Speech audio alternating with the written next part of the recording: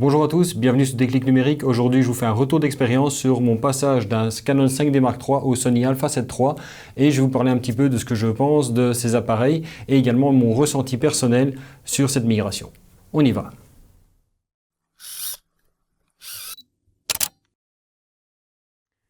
Alors avant de vous faire part de mon expérience quant à cette migration depuis un réflexe vers un mirrorless, je vais quand même un petit peu vous donner 2-3 informations qui vont vous permettre de comprendre pourquoi j'ai choisi au départ de travailler avec un réflexe de type full frame et ensuite maintenant de tout doucement passer sur du mirrorless et principalement donc le Sony Alpha 7 III.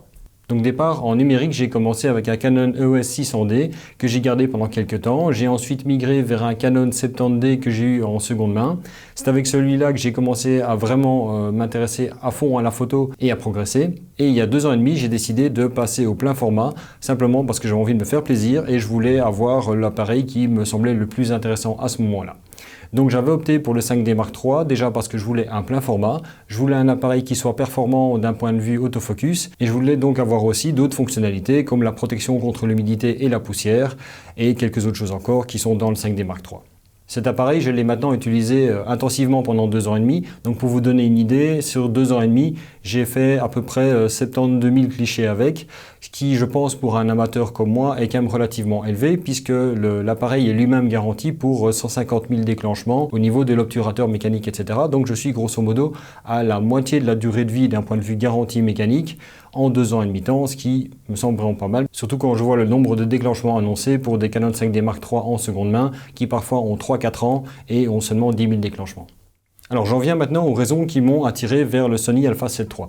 Contrairement à ce que l'on voit généralement, moi je ne m'intéressais pas du tout au poids ni à la taille, parce que finalement quand on voit les objectifs de haute qualité avec des grandes ouvertures, des longues focales, etc., ils sont globalement similaires entre ce qu'on trouve sur un réflexe et sur un hybride, et donc la différence de poids va se situer au boîtier, et ça c'est pas tellement intéressant. Et ensuite pour la taille, déjà vous pouvez le voir ici simplement, si je les prends tous les deux un à côté de l'autre, vous avez le Sony Alpha 7 III, vous avez le 5D Mark III un à côté de l'autre.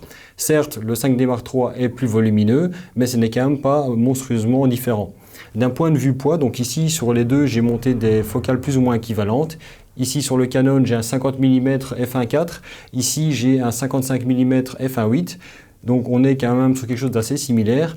Et au niveau tenue en main, il y a une différence. Le 5D Mark III est plus lourd avec l'objectif monté dessus, mais la différence n'est pas non plus énorme. Il y a une différence de 200-250 grammes, quelque chose dans ces eaux-là. Donc finalement, pour moi, l'argument de poids et de volume n'était vraiment pas un critère décisif. Ce qui m'a séduit dans le mirrorless, c'est les fonctionnalités, les nouvelles fonctionnalités qui sont apportées dedans. Alors dans les fonctionnalités qui m'ont intéressé, il y avait principalement le viseur électronique. Pourquoi? Parce qu'au niveau de la visée avec un réflexe, vous avez la visée à travers l'optique. Donc ça veut dire que simplement, vous ne voyez pas ce qui va être pris à la prise de vue, vous voyez la scène telle qu'elle est globalement, mais le côté créatif que vous allez jouer avec la profondeur de champ ainsi que la vitesse de l'obturateur n'apparaissent pas directement dedans. Et donc le viseur électronique, lui, va vous permettre d'avoir une simulation en temps réel de ce qui va se passer. Et ce que vous voyez dans le viseur électronique, c'est, je veux dire, à 99% ce que vous aurez au niveau de la photo, puisque simplement le viseur électronique n'a pas une aussi bonne qualité que le rendu final. Mais vous avez quand même déjà une très bonne vue. L'autre chose qui m'intéressait, c'était les capacités d'autofocus de ces appareils mirrorless. Alors surtout chez Sony, parce que maintenant dans la dernière génération, ils ont fait quand même encore un grand pas en avant. Vous avez généralement une couverture de l'autofocus au niveau du capteur qui est bien plus large. Et donc ça veut dire que au lieu de pouvoir par exemple simplement faire la mise au point sur la partie centrale, avec un mirrorless, vous allez pouvoir vraiment aller chercher les bords de l'image et donc vous allez être moins tributaire des problèmes de composition. Généralement avec un réflexe ici, même si le 5D Mark III a déjà une soixantaine de collimateurs, ils sont quasiment centrés, je veux dire, sur 50-60% de l'image. Et donc ça veut dire que quand vous voulez faire la mise au point sur quelque chose qui est un petit peu sur un bord, vous êtes obligé de faire la mise au point dessus et puis refaire votre composition. Et quand vous travaillez avec des grandes ouvertures, généralement le fait de recomposer va faire que votre cliché sera généralement raté parce qu'en recomposant, vous changez légèrement la distance de mise au point et du coup, votre sujet n'est pas net. Alors certes, c'est pas infaisable de le faire avec un réflexe, mais moi je cherchais quelque chose qui allait pouvoir en fait m'aider. Donc clairement, la raison pour laquelle je passe au mirrorless, c'est du confort. Je ne cherche pas forcément à avoir de meilleures performances d'un point de vue qualité d'image, parce qu'un boîtier comme le 5D Mark III est déjà plutôt exceptionnel. Certes, le A7 III est quand même encore meilleur que ça, parce qu'il est quand même beaucoup plus récent. Mais niveau qualité d'image, j'étais déjà entièrement satisfait avec le 5D Mark III. Par contre, ce que je me suis rendu compte, c'est que je passais souvent du temps à essayer de voir dans le viseur où je devais faire la mise au point, aller chercher le sujet, recomposer, etc. Je perdais beaucoup de temps qui me distrayait en fait de la partie principale de la photo, qui est la composition, la recherche de quelque chose de sympathique. Surtout avec le portrait. En portrait, quand vous avez un système de collimateur comme dans un réflexe qui est assez limité au niveau de la couverture et que vous cherchez à faire la mise au point sur l'œil de sujet, ben vous allez commencer à chercher avec l'appareil et pendant ce temps-là, ben le modèle bouge. Alors qu'avec le système qu'il y a dans les mirrorless, comme ce boîtier-ci, vous allez pouvoir avoir une couverture autofocus beaucoup plus large. Donc déjà pré-régler l'endroit où vous voulez faire le focus et vous n'avez pas besoin de bouger votre appareil après. Vous pouvez vous concentrer uniquement sur ce qui se passe. À côté de ça, la fonctionnalité qui m'a fait vraiment passer le pas au niveau du mirrorless, c'est la capacité des derniers Sony de faire la mise au point sur l'œil et de manière très précise et sans quasiment qu'il y ait moyen de rater une photo avec ça. Pourquoi c'est intéressant de mon point de vue? Parce que je pense que d'un point de vue photographique, le fait de devoir chercher la mise au point, de devoir bouger, d'aller faire le cadrage, etc. est intéressant. Mais si je perds plus de temps simplement parce que je dois être pile poil au niveau de l'œil et puis je dois recomposer, etc., je perds du temps qui peut être attribué à autre chose. Donc par exemple, le dialogue avec le modèle, le fait d'aller faire attention plus à mon cadrage et donc le fait d'avoir l'appareil qui va me permettre de faire la mise au point automatiquement sur l'œil va me permettre à moi de me concentrer sur des choses bien plus pratiques. Et alors, chose que je n'avais jamais fait avant et que je fais maintenant avec le mirrorless, c'est de temps en temps shooter à main levée avec l'écran arrière. Simplement parce que l'écran est d'une telle qualité et qu'on a toutes ces fonctionnalités intégrées que je peux me permettre éventuellement, pour éviter de devoir me mettre dans des positions abracadabrantes, de pouvoir tenir l'appareil à main levée, de voir ce qui se passe dans l'écran et de faire ma composition et de shooter. Ça, c'est totalement impossible avec le 5D Mark III, simplement parce qu'ici l'écran est fixe. Et en plus de ça, même s'il est de bonne qualité, je le trouve peu lumineux et dans des conditions avec un éclairage un petit peu fort, j'ai souvent eu des problèmes pour voir ce qui se passait sur l'écran. Alors passons maintenant vraiment à mon retour d'expérience, c'est-à-dire ce que je pense réellement maintenant de cet appareil que j'ai eu en main depuis quelques mois et de voir si finalement il répond vraiment aux attentes que j'avais. Alors forcément, je vais le comparer à mon utilisation que j'ai au niveau du 5D Mark III que je trouve vraiment génial. Ce qu'il faut comprendre, c'est que les réflexes, ce sont des types de boîtiers qui sont en maturité depuis bien longtemps et que donc ils ont une ergonomie qui est juste parfaite et on ne sait quasiment pas faire mieux de ce côté-là. Quand je prends le 5D Mark III en main, tous les boutons tombent directement au niveau de mes doigts, même si j'ai pas une main extrêmement grande. Le boîtier est certes un petit peu lourd, mais vous voyez, je peux le tenir à pleine main, le grip est bon, j'ai vraiment tout ce qu'il faut, j'ai plein de boutons, j'ai le joystick, j'ai les molettes, tout est là pour rendre l'utilisation du boîtier agréable. Du coup, qu'en est-il au niveau du Sony Alpha 7 III, puisque je ne peux vous parler que de celui-là, puis c'est celui-là que j'ai. Je vais directement le prendre en main et vous allez voir. En fait, ici, maintenant, sur ces nouveaux modèles, ils ont vraiment intégré cette poignée qui est assez typique de ce qu'on retrouve sur un réflexe. Elle n'est pas aussi volumineuse que ce que l'on a sur un réflexe classique, même sur les modèles d'entrée de gamme, mais elle est suffisante pour tenir l'appareil. Le petit bémol à ça, pour moi, c'est la hauteur du boîtier. En fait, sur le 5D Mark III, comme vous le voyez, tous mes doigts sont sur la poignée. Donc ça veut dire que j'ai une prise parfaite de ce côté-là. Il y a un petit ergot ici qui permet de caler le pouce. Ça veut dire que je peux tout à fait tenir l'appareil à une main.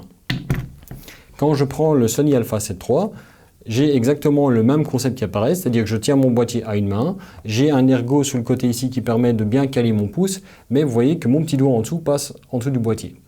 Alors, ça a un avantage et un inconvénient. C'est-à-dire que, d'une part, quand je le tiens, mon petit doigt va me permettre en fait, de un petit peu soutenir l'appareil et d'être un tout petit peu plus stable. Par contre, quand je monte un objectif un petit peu lourd dessus, ça veut dire que c'est mon petit doigt qui souffre et tenir quelque chose avec son petit doigt, c'est pas évident.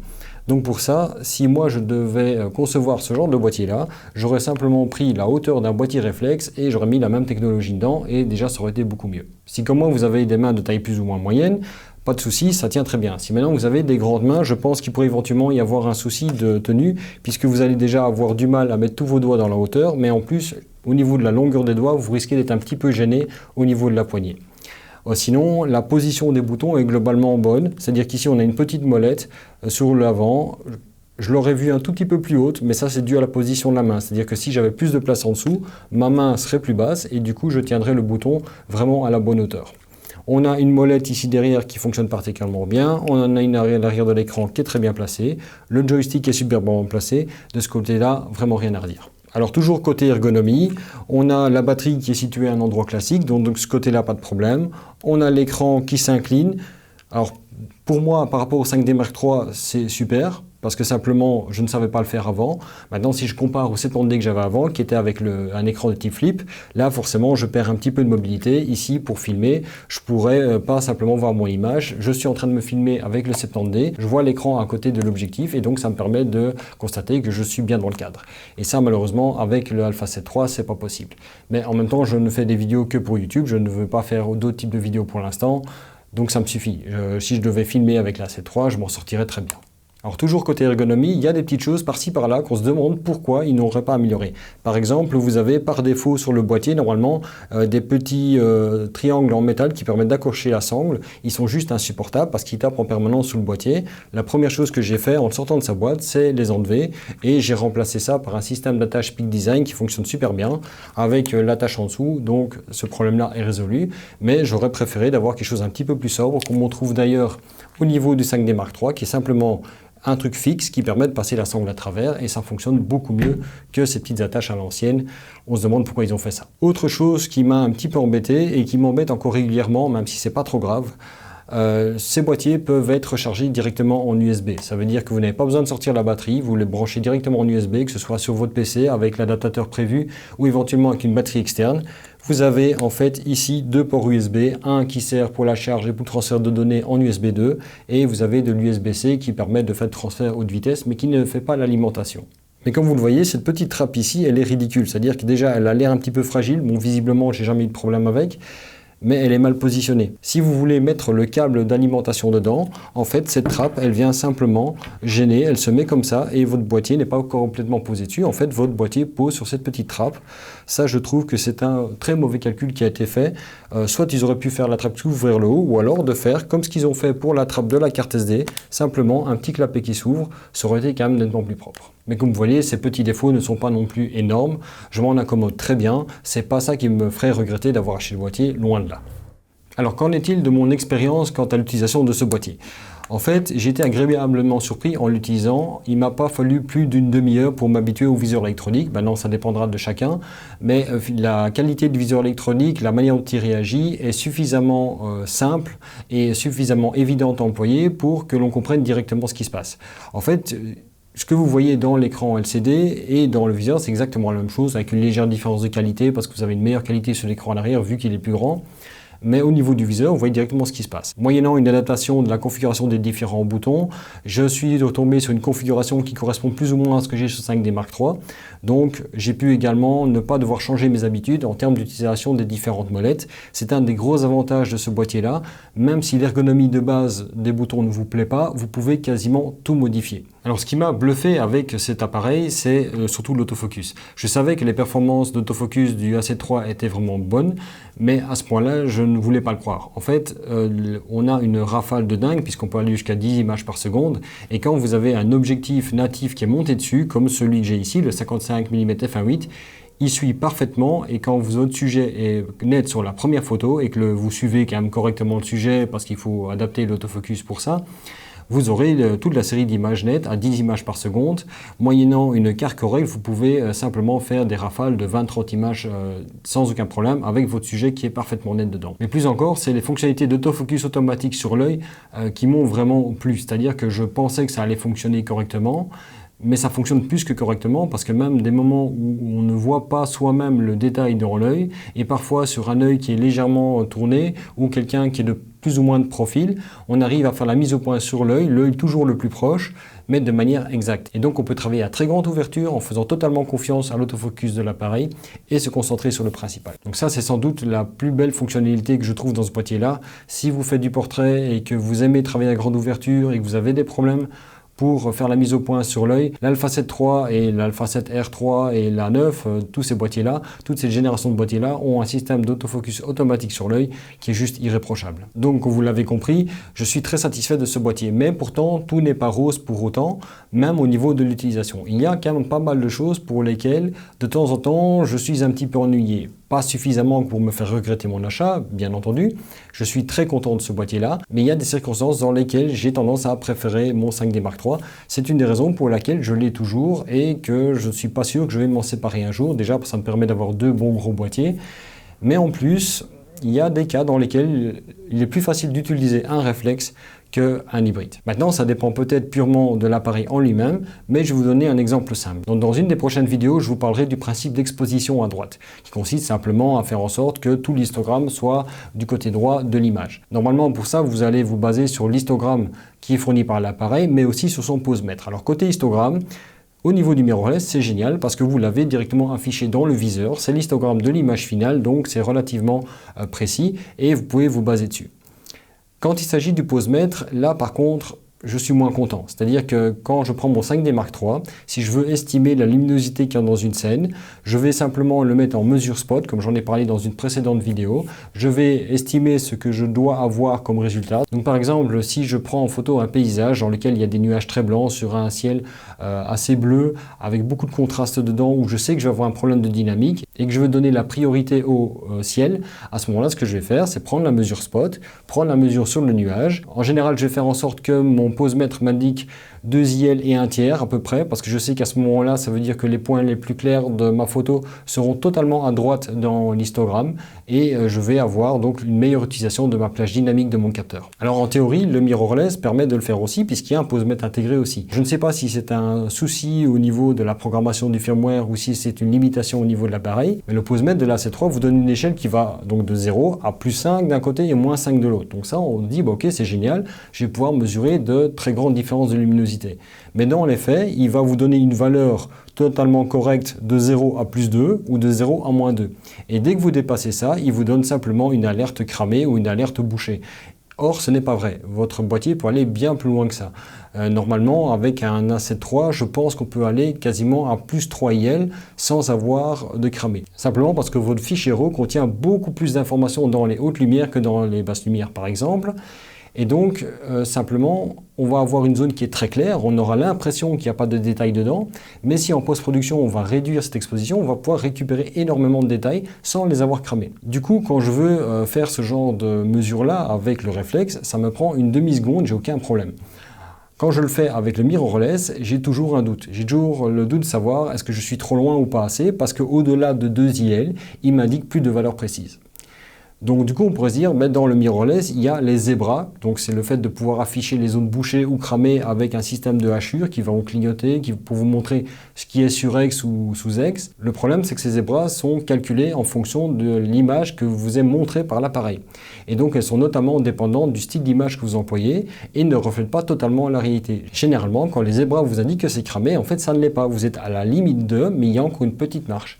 Et quand vous voulez exploiter la totalité de la plage dynamique du capteur, en fait, ces zébras ne sont juste pas pratiques du tout. Elles vous permettent dans des conditions normales de directement savoir s'il y a un problème ou pas, mais quand vous cherchez vraiment à pousser votre appareil dans les retranchements, ces zébras, moi je vous conseille en tout cas de les désactiver. Donc quand je veux caler mon exposition à droite ou vraiment m'assurer que j'utilise le maximum de ma plage dynamique en exposant le plus possible mon capteur, ce que je fais, c'est afficher l'histogramme soit à l'arrière de l'écran, soit dans le viseur. Le problème, c'est que dans le viseur, il se trouve dans un petit coin et du coup, quand on regarde globalement l'image, on ne le voit pas forcément, alors que le posemètre est beaucoup mieux situé, mais lui, quand il indique que c'est cramé, en fait, sur mon histogramme, je vois que ça ne l'est pas. Donc ça, je pense que c'est une petite incohérence qu'il y a au niveau de la manière dont fonctionne le firmware. Peut-être que ça va être amélioré dans les mises à jour suivantes, mais en tout cas, ça fait partie des petites choses pour lesquelles je suis moins à l'aise avec le mirrorless qu'avec le réflexe. Le réflexe, il y a un travail extrêmement précis. Pour le coup, le mirrorless, je le trouve un tout petit peu trop assisté. Et je n'ai pas trouvé comment désactiver ces alertes de cramé ou de bouché. Alors oui, les parties qui clignotent dans l'image, mais au niveau du posemètre, ces flèches qui indiquent que vous êtes soit trop clair, soit trop foncé, elles ne sont à mon avis pas désactivables. Je n'ai pas trouvé cette option-là. Donc si jamais vous savez comment faire, n'hésitez pas à mettre un commentaire dans la vidéo, ça m'intéresse. Je voudrais que mon posemètre m'indique beaucoup plus loin que plus 2 ou moins 2. Alors j'en ai pas encore parlé, mais un des avantages principaux au niveau de ces boîtiers mirrorless, c'est que dans les dernières générations, on retrouve souvent un capteur stabilisé, et c'est le cas dans cet appareil-là. Ça veut dire quoi? Ça veut dire que vous avez non pas l'objectif qui va compenser les tremblements, c'est le capteur lui-même. Et généralement, il ne le fait pas que sur 2 axes comme les objectifs, mais il le fait sur 5 axes. Donc ça veut dire qu'il peut tourner, il peut s'incliner, il peut bouger à gauche, à droite, en avant et en arrière. Et donc ça permet d'avoir une stabilisation quand même très performante et notamment de pouvoir se permettre d'avoir des optiques qui sont un tout petit peu plus compactes. Par exemple, j'ai maintenant acquis le 85 mm f1.8 de Sony pour remplacer le 85 mm f1.8 de Tamron que j'avais pour mon 5D Mark III. Quand on prend les deux en main, on a d'un côté un caillou, le Tamron, même s'il est excellent, il est très lourd parce qu'il y a toute la partie stabilisation dedans, alors que le Sony, lui, n'est pas stabilisé et donc beaucoup plus léger. Et au final, les 100-200 grammes de moins au niveau du boîtier et les 100-200 grammes de moins au niveau de l'optique font que dans une séance de shooting, quand on a le boîtier en main pendant 1 heure ou 2, on finit nettement moins fatigué avec l'appareil Sony qu'avec le 5D Mark III parce que finalement tout est moins lourd. Niveau encombrement, il n'y a pas une grosse différence, mais là au niveau du poids, quand on commence à employer des optiques bien conçues qui ne sont pas stabilisées mais où le capteur fait entièrement le job, ça fonctionne très bien et on y gagne en poids au final. Alors l'Alpha 7 III était déjà sorti depuis quelques mois avant que je l'achète, mais il y a une raison principale pour laquelle je n'ai pas directement switché, déjà parce que je voulais avoir des retours, mais également parce qu'à côté de ça, j'ai un parc optique qui est un petit peu hétérogène et pour lequel je ne savais pas si ça allait pouvoir passer sur du Sony ou pas. J'ai un parc optique qui est majoritairement composé d'objectifs Tamron, et donc se dire que l'on va adapter un objectif Tamron avec une monture Canon sur un appareil Sony, on sent déjà à la base qu'il y a un problème. Donc ce que j'ai fait, c'est qu'en achetant le Sony Alpha 7 III, j'ai pris la bague Sigma MC11, qui était réputée pour avoir les meilleures performances avec des objectifs Tamron, bizarrement. Il existe également des bagues de la marque Metabone, mais visiblement elles fonctionnent mieux sur des objectifs Canon qu'avec les objectifs Tamron. Donc j'ai directement pris une bague Sigma. Et là j'espérais bien sûr pouvoir garder un maximum mes optiques actuelles et pouvoir changer progressivement. Et c'est là que l'expérience devient un petit peu moins agréable. Alors il y a des optiques avec lesquelles vous n'aurez jamais aucun problème. Ce sont les optiques manuelles. Donc par exemple j'ai le Canon MPE 65. C'est un objectif où uniquement l'ouverture est contrôlée par l'appareil. Aucun problème, ça fonctionne à merveille sur la 7 III avec la bague d'adaptation. J'ai un Samyang 14 mm full manuel, ça fonctionne très bien sur l'appareil, aucun problème avec ça puisqu'il n'y a aucune communication entre le boîtier et l'objectif. Maintenant, les objectifs Tamron, j'ai 2 générations différentes. Donc j'ai une série de la 2e génération. Cela fonctionne globalement bien, sauf un détail.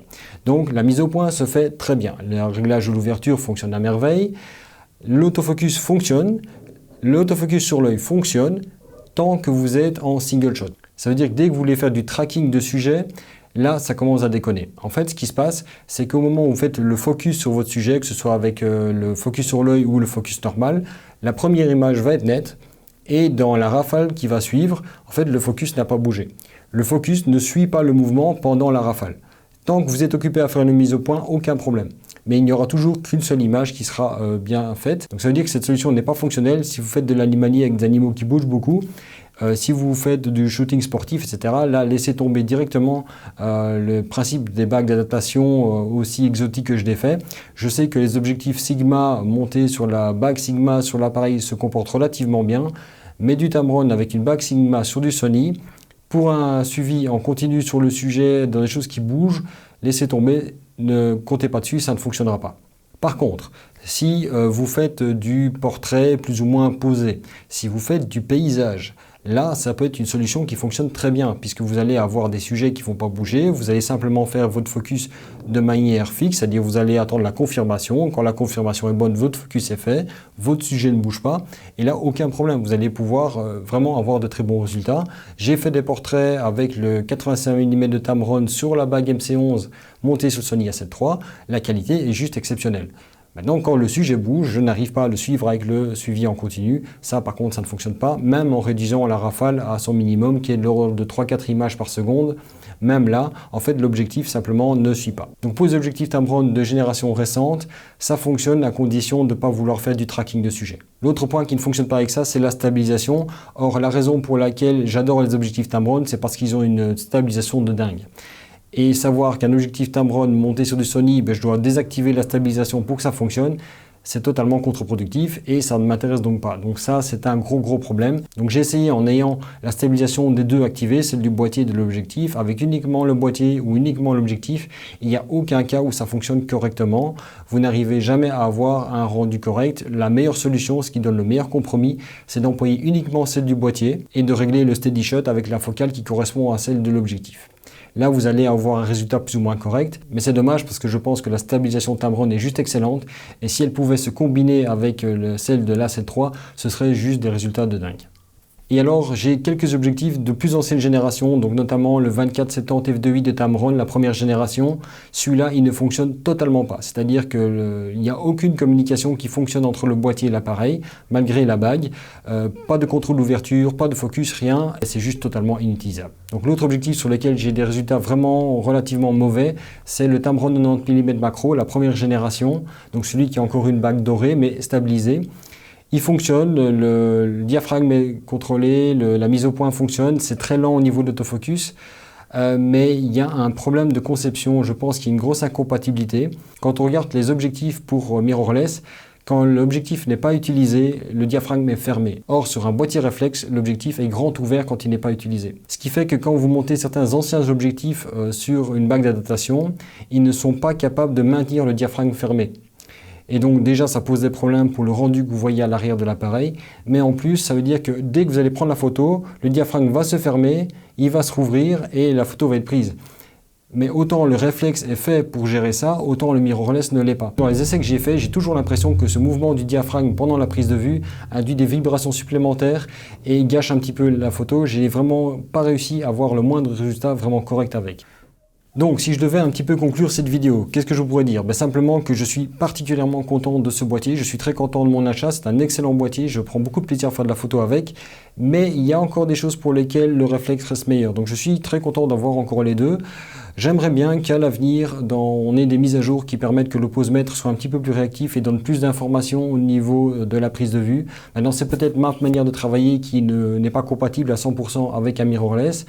J'aime bien dans certains cas avoir tout le contrôle. Le mirrorless ne le permet pas totalement parce qu'il y a toujours ce traitement de l'image qui en fait que les mesures de lumière, l'histogramme, etc. en sont dépendants, alors que dans un réflexe, la lumière est mesurée à travers l'objectif et point barre.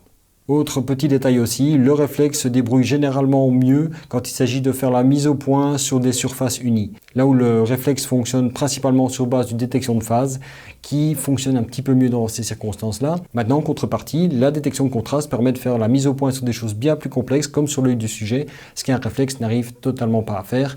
Globalement, ils arrivent à faire de la détection de visage, mais ils ne font pas plus. Donc comme vous l'avez compris, je suis très content de mon investissement, même s'il y a quelques défauts, ils ne sont pas insurmontables, ça ne me pose pas trop de soucis, il y a 2-3 cas dans lesquels c'est dommage. Bien sûr, je vais devoir remplacer beaucoup de mes objectifs actuels avant de pouvoir faire exactement ce que je fais avec mon 5D Mark III, mais je ne vais pas me presser parce que pour l'instant, il reste toujours le Canon qui n'a pas annoncé son plein format mirrorless. Et si jamais Canon venait à offrir quelque chose comparable au A7 III, mais compatible avec les montures RF classiques, ça pourrait me faire marche arrière. Mais c'est vraiment la seule chose. Si Canon annonce une monture spéciale avec adaptateur, etc., comme l'a fait Nikon juste maintenant, je passe totalement chez Sony, parce que Sony a clairement une génération ou deux d'avance. Leur boîtier arrive à maturité, il y a quand même énormément de choses qui ont été améliorées, ils sont à l'écoute des clients, et donc je pense que les prochaines générations seront juste des boîtiers qui seront impeccables. C'est clairement ce que l'on verra à l'avenir des mirrorless. Le réflexe est depuis longtemps à maturité, mais maintenant arrive tout doucement en fin de vie. Voilà donc pour cette vidéo, j'espère qu'elle vous aura plu. J'ai voulu faire un retour d'expérience personnelle parce que je pense que ce qui manque généralement dans beaucoup de tests et de matériel qui sont faits, c'est que quelqu'un ose dire ce qu'il aime ou ce qu'il n'aime pas de manière très personnelle. Ça manque un petit peu, donc j'espère avoir été suffisamment précis dans mes informations. N'hésitez pas à me poser des questions si jamais il y a des choses dont je n'aurais pas parlé et que vous voulez avoir en plus. Je vous donnerai toutes les informations que vous voulez par rapport à l'expérience que j'ai d'un boîtier comme de l'autre, de la comparaison, du passage du réflexe au mirrorless. Aucun problème avec ça. Je réponds à vos questions avec grand plaisir. Comme d'habitude, si cette vidéo vous a plu, likez-la, commentez-la, partagez-la. N'oubliez pas de vous inscrire sur la page Facebook de Déclic Numérique. Il y a également le compte Twitter de Déclic Numérique et mon compte Instagram. Vous retrouvez les liens de tout ça à la fois dans la description de la vidéo, mais aussi dans la bannière de la chaîne. Et sinon, moi, je vous dis à la semaine prochaine pour une nouvelle vidéo sur Déclic Numérique.